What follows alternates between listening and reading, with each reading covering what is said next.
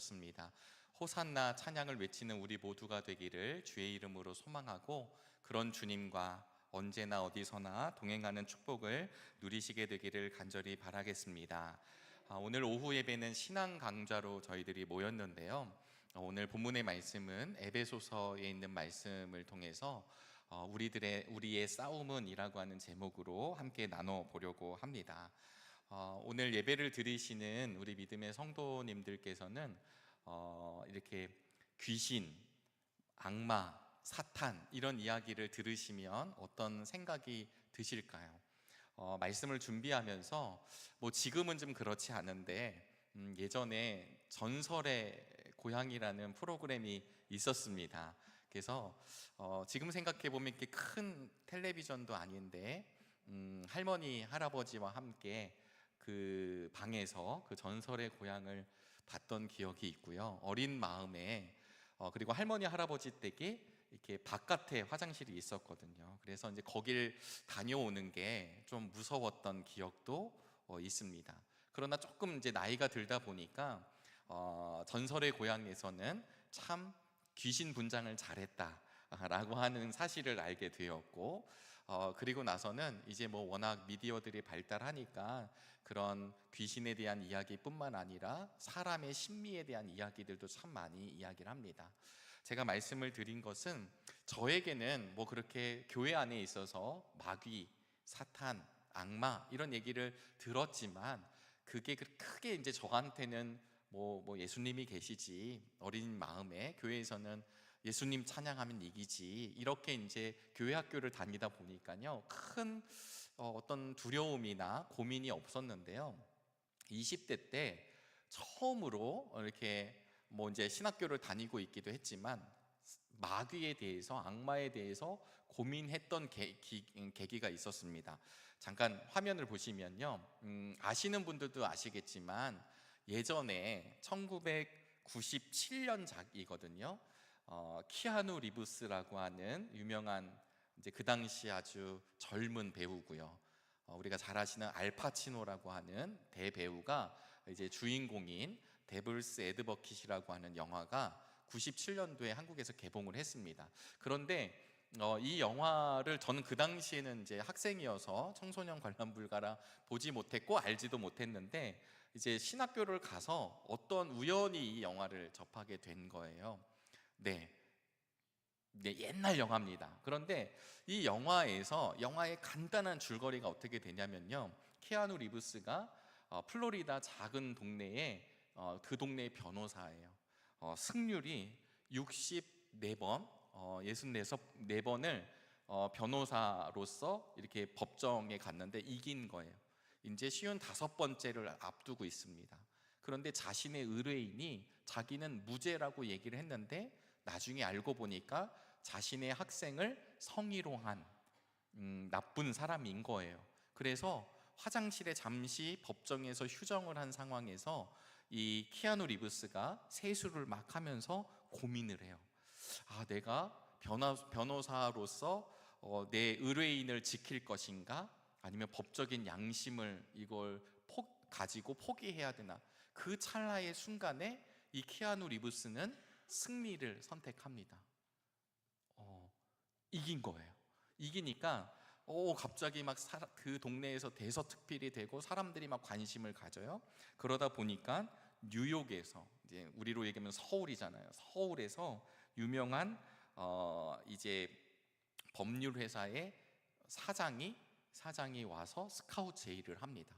그러니까 플로리다에서 뉴욕으로 이제 스카우트된 이 사람에게 계속해서 법률적으로 승리할 수 있는 기회가 만들어지게 됩니다. 너무 행복했죠. 돈도 주고 거대한 아파트도 주고 차도 주고, 그러니까 아주 신입에게 줄 수 없는 많은 것들을 줍니다. 그런데 영화상에서는 그 알파치노가 이제 존 밀턴이라고 하는 사장이었는데, 이 사장이 점점 이 키아누 리브스가 변호사에 집중하게 만드는 동안 와이프였던 아내가 점점 정신적으로 무너져 내려가요. 그래서 영화상으로는 알파치노가 악마였던 거예요. 그래서 이 악마가 유혹을 해서 이런 과정을 하다가 나중에는 키아누 리브스가 자신의 인생을 이제 삶을 마감하는 걸 통해서 악마의 간교에 넘어가지 않았다, 이렇게 되거든요. 그러니까 영화는 이렇게 거의 끝이 나는데, 저에게 이제 인상 깊었던 게 뭐냐면요, 그 처음에 내가 이 변호를 승리할 건가 포기할 건가를 화장실에서 이렇게 세수했다고 그랬잖아요. 그 영화가 2시간 동안 그 첫 장면으로 돌아가는 거예요. 그 잠깐의 생각. 그래서 키아누 리브스가 어떻게 하냐면, 그 변호인, 제자를 성희롱한 자신의 의뢰인의 변호를 포기합니다. 그리고 변호의 그 법정에서 이제 퇴장을 하게 돼요. 이렇게 영화가 끝나는 것 같은데요, 바로 이때 그 키아누 리브스와 영화에 나왔던 부인이 서로 이제 그 법정을 내려가는 길에 한 신문 기사가 어떻게 이런 선택을 하실 수 있습니까? 라고 얘기하면서 인터뷰 좀 합시다 라고 얘기할 때, 키아누 리브스는 아예 이런 건 아예 인터뷰 안 해요 하고 내려가는데, 와이프가 여보 이거 우리 인터뷰하면 안 돼? 이거 우리 거기에 응하면 안 돼? 라고 하면서 마지막 신문 기자가 알파치노의 얼굴로 변하면서 영화가 끝나요. 네, 하나도 재미없으시죠? 네. 제가 영화에 대해서는 저는 평론할 그게 아니지만, 제가 그냥 마귀, 사탄, 그 다음에 악마, 어렸을 땐 뿔 달린 악마, 아니면 좀 무섭게 분장한 귀신, 내 마음을 흔드는 사람, 이렇게 존재 인식을 하고 있다가 신학 수업도 받고 말씀을 보면서, 그 영화가 성경적인 영화라고 볼 수는 없지만 그 영화에서 그 악마가 달콤하게 유혹하는 장면이 저에게는 굉장히 인상이 깊었습니다. 오늘 그 영화에서는 이런 말을 씁니다. 멸망으로 인도하는 문은 크고 그 길이 넓도다, 이렇게 영화가 시작하고요, 마지막에는 알파치노의 입술을 통해서 인간의 허영심은 공략하기 쉽고 그렇기 때문에 악마가 가장 좋아하는 죄악이다, 이렇게 하면서 영화가 마쳐지게 됩니다. 여러분, 오늘 신앙 강좌인데요, 지금 저희들은 이제 책을 함께 나누게 됩니다.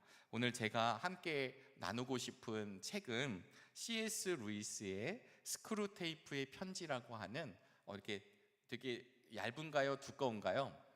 네, 얇습니다. 스크루테이프의 편지라고 하는 C.S. 루이스가 쓴 책을 토대로 오늘 에베소서 말씀을 함께 나누기를 바랍니다.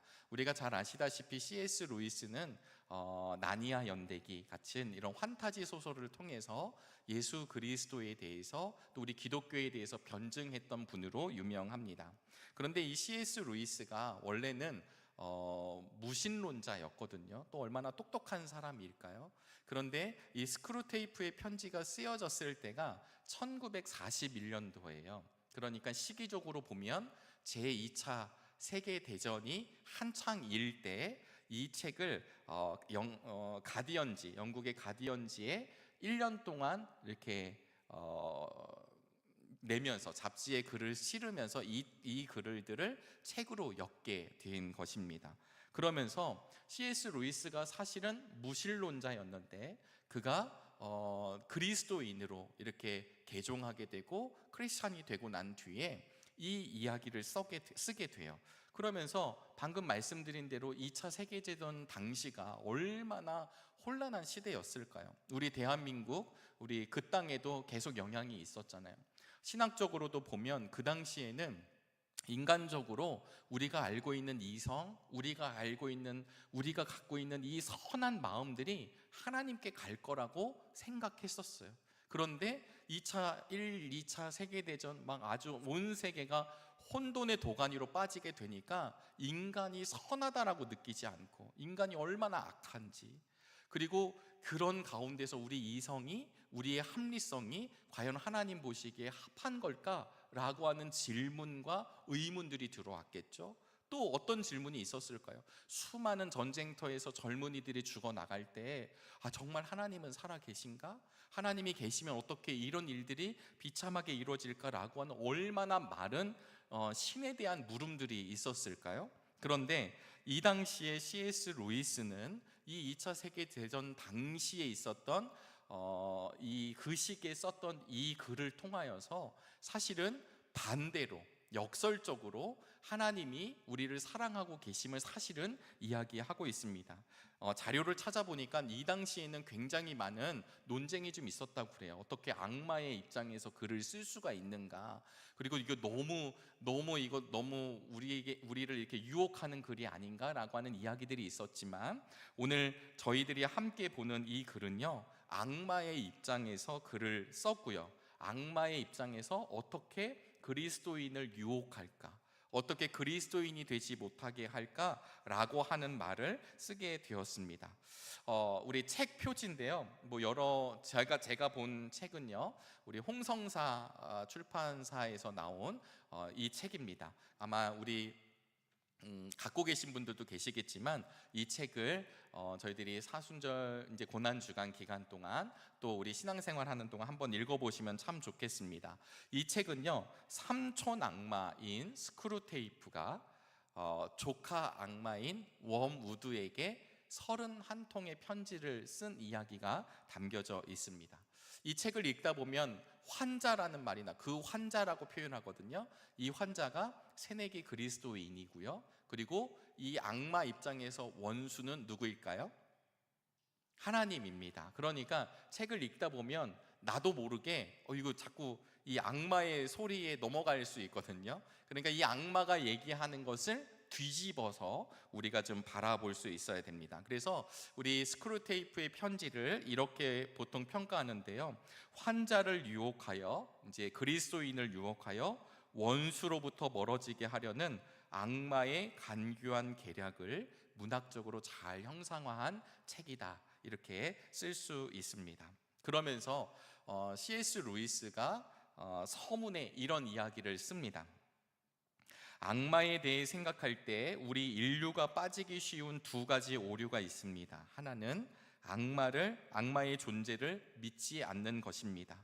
또 다른 하나는 악마를 믿되 불건전한 관심을 지나치게 많이 쏟는 것입니다. 그러니까 한쪽은 아예 없다고 생각하든지, 아니면 너무 그쪽으로 가든지 라고 생각하는 것을, 그 오류를 서문에서부터 이야기를 하면서 C.S. 루이스는 이 악마에 대한 이야기를 통해 우리 신앙, 그리고 하나님이 우리 믿는 사람들을 어떻게 구원하시는지를 역설적으로 드러낸다라는 것을 기억해 주시기를 간절히 바랍니다. 제가 가지고 있는 책 뒤편에도 보면요, 유진 피터슨 목사님이 유혹에 관한 최고의 통찰력이다, 이렇게 평가를 한 스크루테이프의 편지라고 하는 이야기입니다. 오늘 저희들은 본문 에베소서 6장 10절부터 12절까지의 말씀을 읽었습니다. 우리가 신앙생활을 하고 믿음 생활을 할 때 그냥 내가 열심히, 내가 최선을 다해 하는 영역들도 분명히 있지만, 사도 바울을 통해 에베소 교인들에게 무엇을 알려주시냐면 11절에 악마의 관계에 맞설 수 있기를 바란다고 이야기하고 있습니다. 그러니까 우리가 깨어있지 아니하면 사단의 권세의 그 유혹 앞에, 그리고 우리의 마음을 흔들고 우리의 마음과 우리의 삶을 흔듦으로 말미암아 종국에는 하나님으로부터 멀어지게 하는 이 악마의 관계를 기억할 수 있게 되기를 주의 이름으로 소망합니다. 이 관계라는 말은요, 참된 것과 거짓된 것을 섞은 것을 이야기해요. 본문의 의미는. 그러니까 완전히 틀린 것 아니고 완전히 맞는 것 아닙니다. 그러니까 악마는, 사단은 우리에게 어떻게 관계를 하냐면 무엇이 참이고 무엇이 거짓인지를 혼미하게 만들려는 음모를 부리는 존재들. 왜 음모를 부릴까요? 왜 술책을 부릴까요? 다시 한번 말씀드리지만, 이게 맞나 보다, 이게 맞는 거야 라고 생각하면서 걸어갈 때 그것이 맞다라고 자기만 착각하도록 만드는 술책, 이런 것들을 관계라고 이야기하고 있습니다. 여러분, 성경에서도 보시면 우리 주님께 사탄이 오잖아요. 마귀가 오잖아요. 유혹할 때 말씀을 인용합니다. 말씀을 섞습니다. 그리고 사람들에게는 이렇게 이야기하죠. 세상의 이론과 이념이 마치 하나님의 말씀인 것처럼 섞습니다. 우리가 그것을 구별하거나 분별하지 아니하면 그래, 이게 맞는 거야, 이게 맞구나 라고 하며 갈 수 있다라고 하는 뜻입니다. 그래서 오늘 저희들이 이제 이 서문에 악마가 쓴 31통의 편지인데, 이 31통의 편지에 C.S. 루이스가 이런 이야기를 주의할 점을 주거든요. 그게 뭐냐면 우리 한번 같이 읽어보도록 하겠습니다. 악마가 거짓말쟁이라는 점을 기억할 필요가 있습니다. 네, 악마가 거짓말장이라는 것. 여러분, 악마가 왜 거짓말장이일까요? 악마는 성경에서 보시면 그의 존재를 거짓의 영이라고 이야기하고 있습니다. 악마가 어떤 존재인가? 악마는 꾀는 영이라고 우리에게 말씀해 주고 있어요.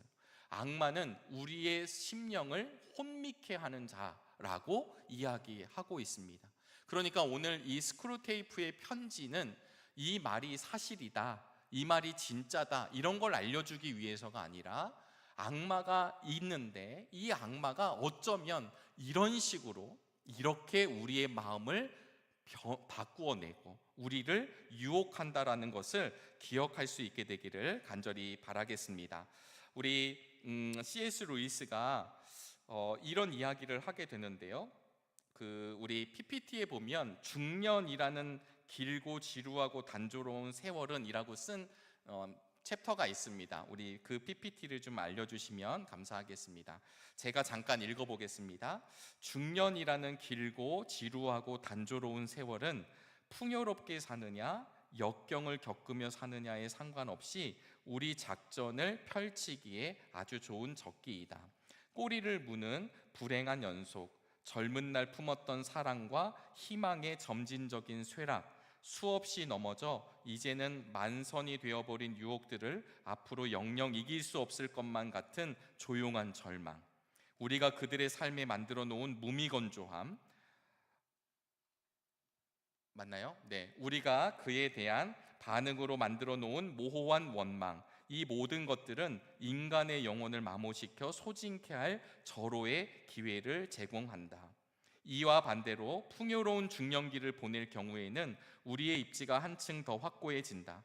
풍요로움은 인간을 세상에 엮어놓거든 풍요로운 중년기를 보내는 인간은 세상에서 내 자리를 찾았다고 생각하지 사실은 세상이 자기 속에서 자리를 찾은 것인데도 말이야.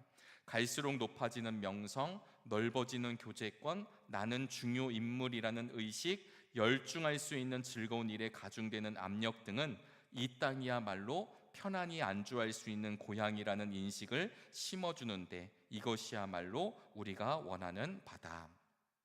여러분, 스크루테이프의 편지의 28장에 나오는 한 챕터의 내용입니다. 지금 잘 보시면 이 삼촌 악마가 워무드 조카 악마에게 중년의 때를 잘 활용하라고 이야기를 하면서 이 이야기를 주는 거예요. 그러니까 양극단, 중년의 위기를 경험하고 내가 소망했던 것이 잘 풀리지 않는 그 중년들은 내가 뭔가 잘못됐고 위기감에 쌓여져 있고 어렵고 흔들리고 방황할 때 이들을 낚아챌 아주 중요한 혹이라는 이야기를 하면서, 또 한편으로는 풍요로움을 경험하고 있는 중년들, 풍요로움을 경험하고 있는 이 어른들은 마땅히 이 세상이 내가 누려야 할 세상이라고 하나님 말씀의 가르침을 받는 게 아니라 자신의 삶에 안주하는 그들이 우리가 유혹하기에 가장 좋은 혹이라고 이야기를 하고 있습니다. 오늘 이 스크루테이프의 편지가 31장인데요. 우리가 31장의 이야기를 다 나눌 수는 없지만 결국 이 이야기들을 통해서 하나님이 우리에게 주시는 메시지가 있거든요. 그것은 무엇이냐면 수많은 유혹과 수많은 방황과 수많은 어려움 속에서도 하나님을 붙들고 있는 하나님의 성도들을 우리 하나님이 지켜보고 계시고 지켜주신다는 놀라운 사실을 다시 한번 기억하실 수 있게 되기를 바랍니다. 이제 우리가 고난주간이 들어가게 되는데요. 고난주간에 가면 우리가 많이 보는 영화 가운데 패션 오브 더 크라이스트라고 하는 예전에 이제 상영했던 영화를 보게 됩니다. 혹시 기억나실지 모르겠지만 예수님이 십자가의 길을 걸어가실 때 많은 군중들 사이로 마귀가 이렇게 쓱 지나가요. 그러니까 보고 있는 거죠. 그리고 유혹한다는 이야기, 그런 설정이 등장하고 있습니다. 그래서 스크루테이프의 편지는요, 어떤 식으로 전개를 하고 있냐면, 웜우드가, 조카가 찍은 이제 환자를 만나거든요. 이제 그리스도인이 되려고 하는 환자를 만납니다. 이 환자를 만나서 삼촌인 이 스크루테이프가 이렇게 해라, 야 너무 감각에 의존하게 해라, 1장의 내용입니다.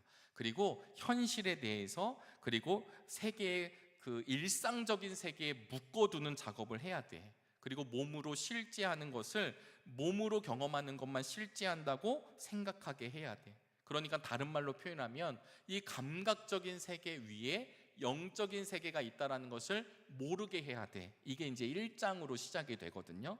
그러면서 이 환자에게, 내가 만나고 있는 그 그리스도인이 되려고 하는 사람에게, 유물론자, 그러니까 신이 없다고 믿는 사람들을 친구로 붙여주라, 이렇게 얘기를 합니다. 그러면서 이제 2장 두 번째 편지가 옵니다. 두 번째 편지는 환자라고 하니까 좀 이상하지만 이 책으로 보면 환자가 기독교인이 되었다라는 소식을 스크루테이프가 들어요. 화가 나죠.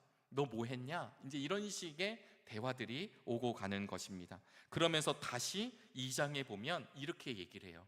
믿음의 시작 단계에 있는 사람들에게 왜곡된 생각이 무엇인지를 알려줘라.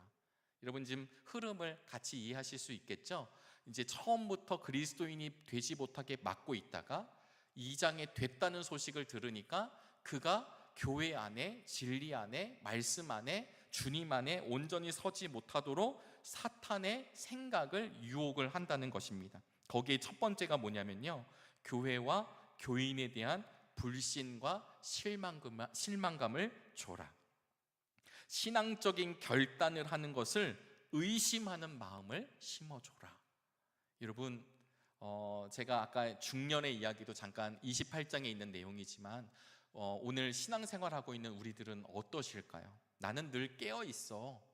나는 늘 괜찮아.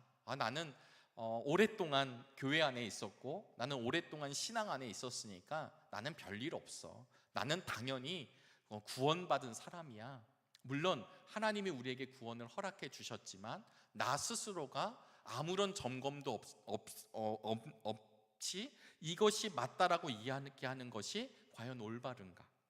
다시 시대적으로 가보시면요, 1941년 제2차 세계대전이 막 일어나고 있을 때, 오늘 스크루테이프 편지에서 이야기하고 있는 이 환자는 나중에 군인이 됩니다. 전쟁에 참가하게 되고요, 마지막 31번째 편지에 가보시면 이 군인이 죽게 되는 거예요.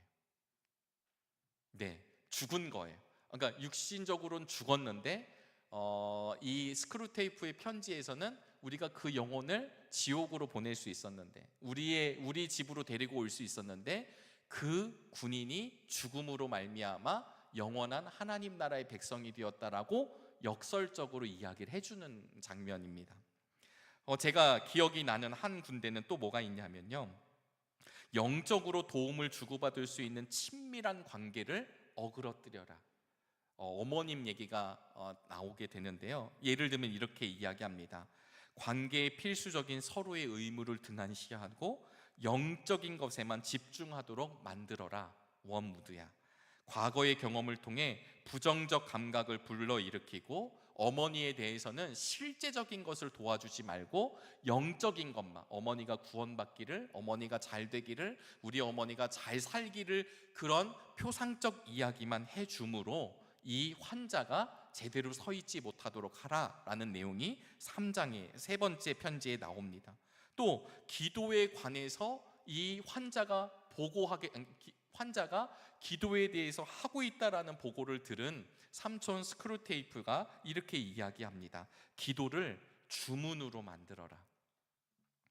하나님을 나의 욕망을 들어주는 존재로 인식하게 하라. 요약하면 이렇습니다. 여러분, 우리들은 안 그럴까요? 때로는 하나님이면 나의 기도를 들어주셔야 되는 분 아닐까? 그냥 외치고 그냥 고백하고, 나 오늘 기도 시간을 할애하고 오늘 기도했으니까 하나님 내 기도를 들어주셨겠지 라고 하는 마음이 우리에게도 때론 있지 않을까요? 이런 마음들을 지금 C.S. 루이스는 악마의 입을 통해서 그런 것들을 사람들에게 심어주면 결국은 하나님, 원수와 멀어지게 된다라는 이야기를 하고 있습니다. 제가 또 인상 깊었던 장면은 이런 것이었습니다. 그 환자가 징집 가능성이 있지만 확실치 않다는 보고를 하게 돼요. 이제 군대로 끌려가게 되는 상황이죠. 그랬을 때 이 삼촌이 주는 힌트가 뭐냐면 미래에 대한 불안과 걱정을 계속해서 하게 하라. 현재에 감당해야 할 일들을 소홀히 하게 하고 미래에 대한 두려움에 매몰되도록 유인하여서 하나님을 신뢰하려는 마음을 차단하고 부정적인 감정, 부정적인 심리 자체에 집중하도록 유인해라. 여러분 어떠세요? 이게 한 작가가 웃으면서 적은 게 아니라요, 찾아보니까 C.S. 루이스에게 이 스크루테이프의 편지를 다시 개정하는 걸 좀 쓰자고 많은 사람들이 얘기를 했었다고 하더라고요. 그런데 C.S. 루이스가 본인이 이것을 적으면서 1년간 집필을 해나가면서 악마의 입장에서 쓴 거잖아요. 악마라면 이렇게 하지 않았을까? 그러다 보니까 자신이 많이 눌렸다는 것, 많이 힘들었던 것, 본인은 이 글에서 질식 상태에 있었다라고 표현을 하고 있거든요. 그러면서 그는 결과적으로는 다시 쓰지 않기로 합니다.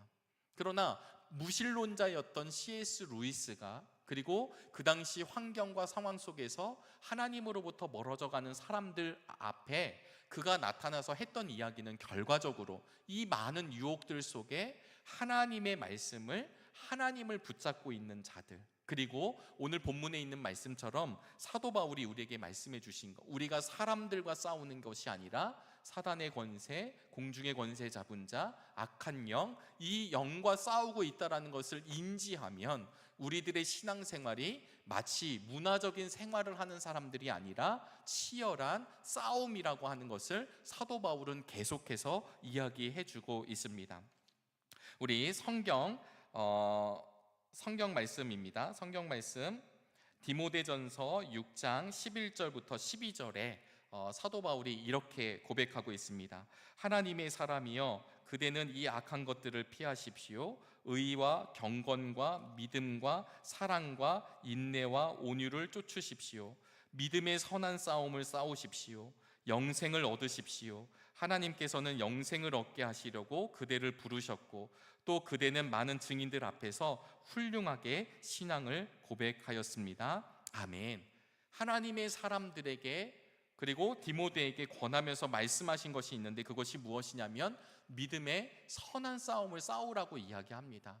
잘 누리라고, 그냥 있으라고 한 것이 아니라, 이 싸움이라고 하는 것은 사람들 간의 싸움이 아니라, 사람들끼리 감정적인 소모를 하는 것이 아니라, 지금 이야기한 대로 에베소 교회에게 이야기하시는 악마의 관계에 맞서서 싸워 나가라는 이야기입니다. 결국은 어떻게 될 거예요? 디모데 후서 4장 7절로부터 8절 말씀입니다. 우리 함께 읽어보도록 하겠습니다. 나는 선한 싸움을 다 싸우고 달려갈 길을 마치고 믿음을 지켰습니다. 이제는 나를 위하여 의의 면류관이 마련되어 있으므로 의로운 재판장이신 주님께서 그날에 그것을 나에게 주실 것이며 나에게만이 아니라 주님께서 나타나시기를 사모하는 모든 사람에게도 주실 것입니다. 아멘.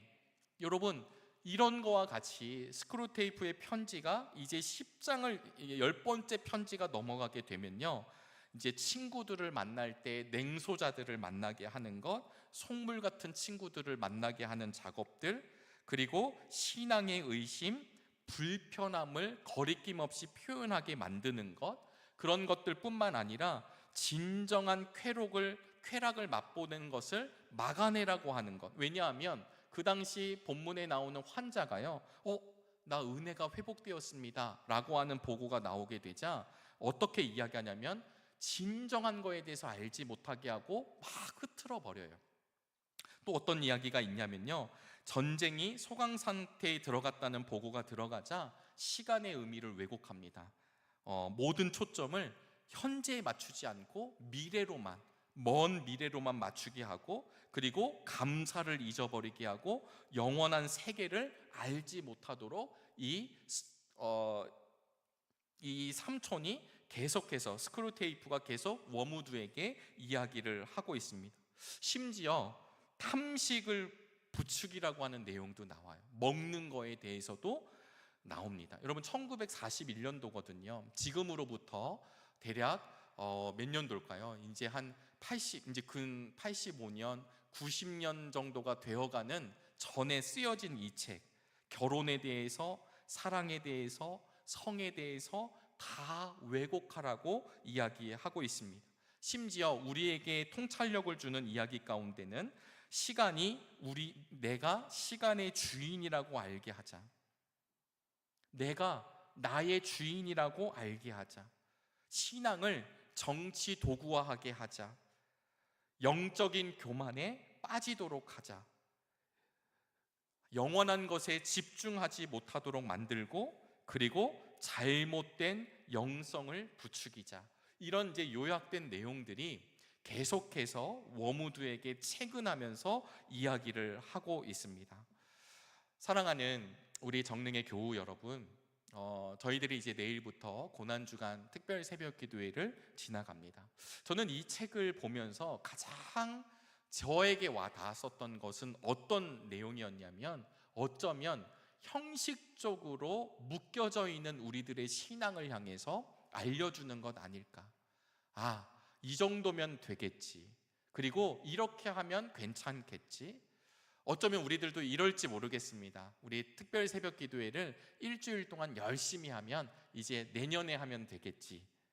네, 그런 마음이 아니라, 사실은 이 특별한 새벽 기도회를 하는 이유는 더욱더 말씀 앞에, 더욱더 그분의 사람으로, 더욱더 그분과 동행하기를 소망하는 마음으로 우리의 삶을 구별하여 나오는 자리 아닐까 생각해 보게 되었습니다.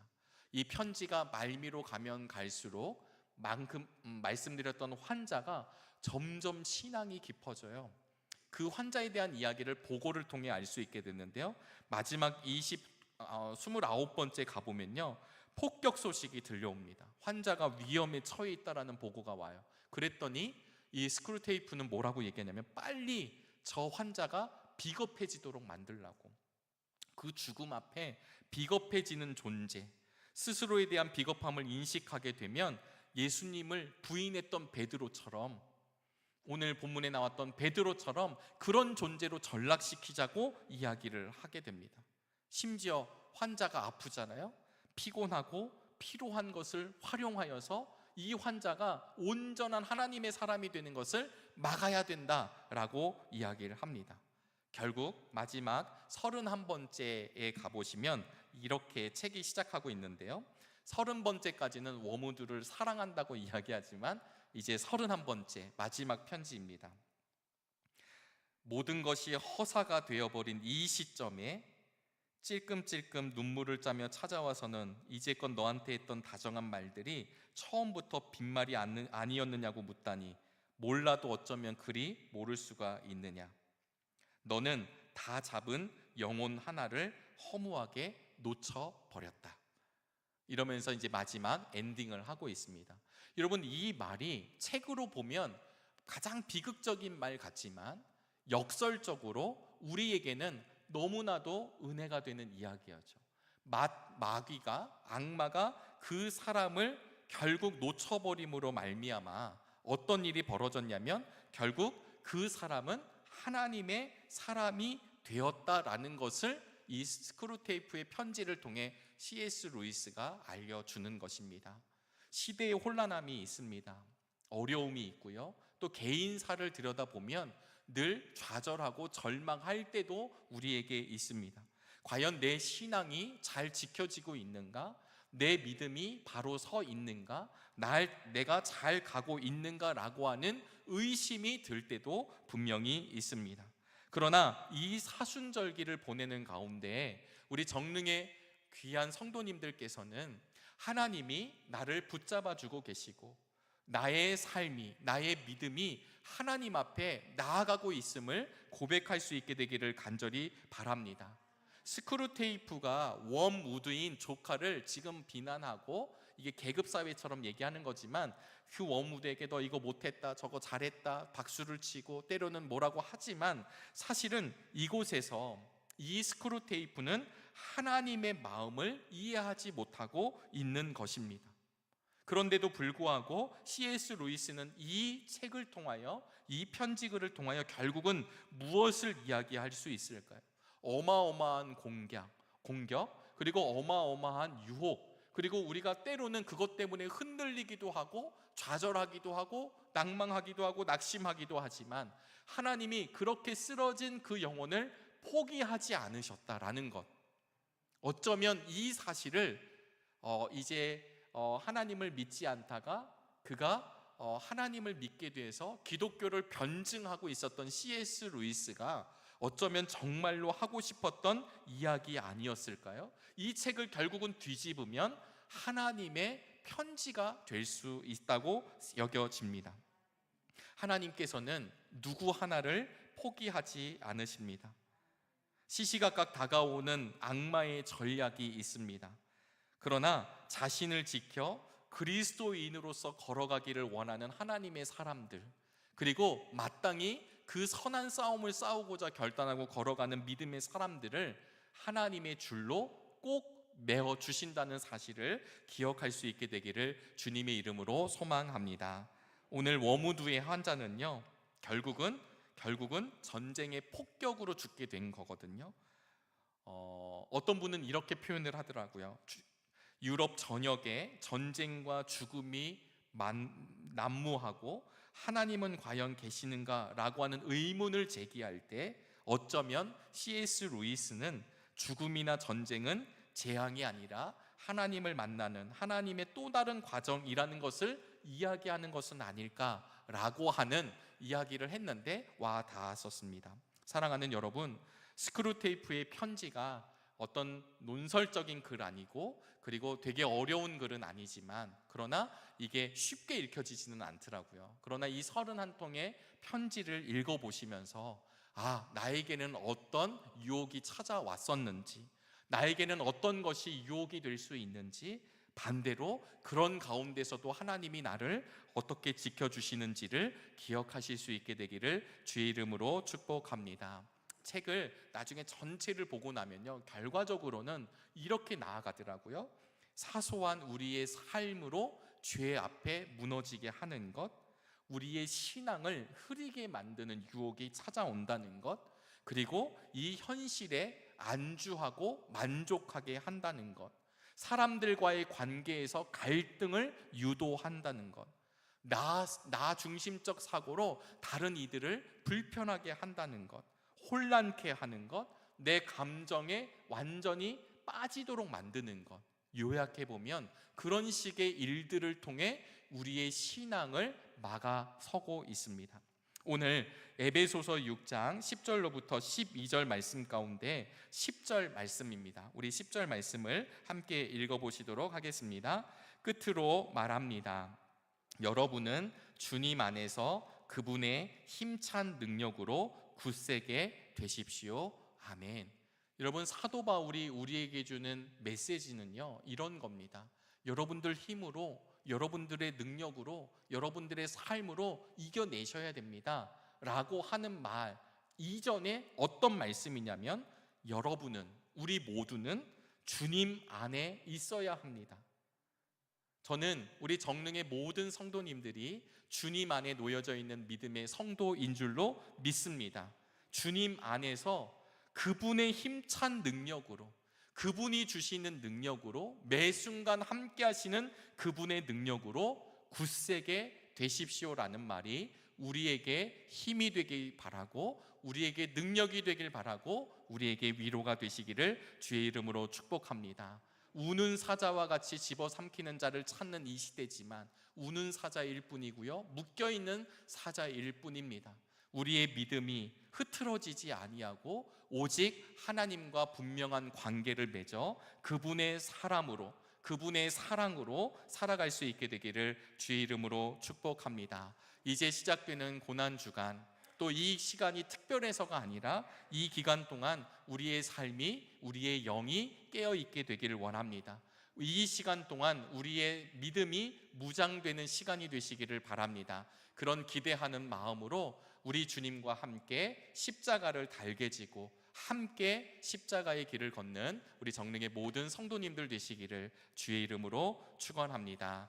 기도하시겠습니다. 하나님, 오늘도 귀한 은혜를 주시니 감사합니다. 우리에게 많은 유혹이 찾아오지만 그 유혹 가운데 넘어지지 아니하고 하나님의 안에서 하나님의 능력으로 굳세게 나아가는 우리 모두가 되도록 축복하여 주옵소서. 예수 그리스도의 이름으로 기도드리옵나이다. 아멘. 교회 소식을 알려드리겠습니다.